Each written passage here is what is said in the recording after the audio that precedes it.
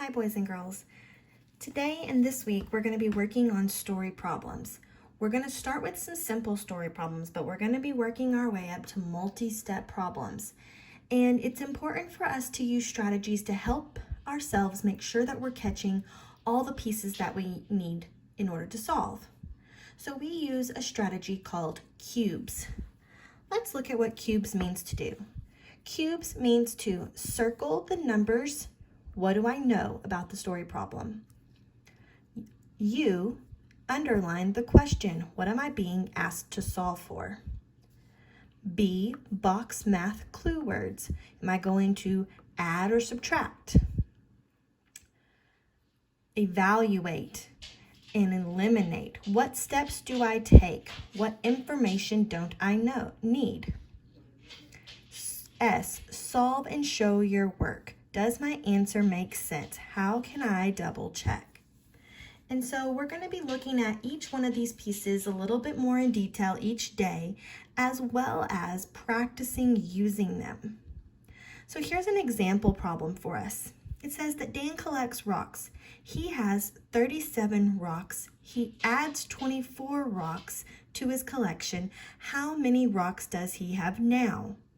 So we're going to first circle the numbers. So you'll see that the number 37 and 24 were circled. Then it says underline the question. How many rocks does he have now? The question pretty much always comes at the end of our problem. So we want to make sure that we underline the question. Look for that question mark. Box the clue words. What do we need to know? What helps us to know what to do? Well, when I read the problem, I saw the word adds. So if I see the word adds, that tells me I'm probably going to add. And now, how many rocks does he have now? So I'm adding these together. So now I'm going to evaluate, what am I going to do?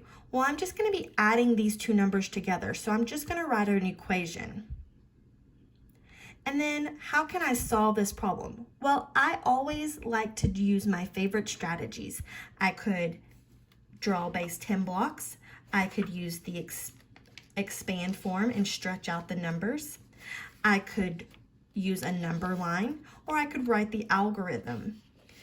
It's up to you with what strategy you choose to use, but for me, I used base 10 blocks.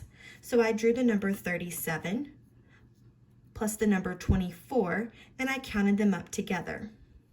So I have 7, 8, 9, 10, 11. So I know that if I have 11 ones, that I actually now have an extra 10 and only one left. And if I add up my 10s, 10, 20, 30, 40, 50, 60. So I have the number 61. And it says, does my answer make sense? Well, if I add these numbers together, did I make a bigger number? Yes, I did. So now we're going to go to the next slide and we're going to practice doing these steps.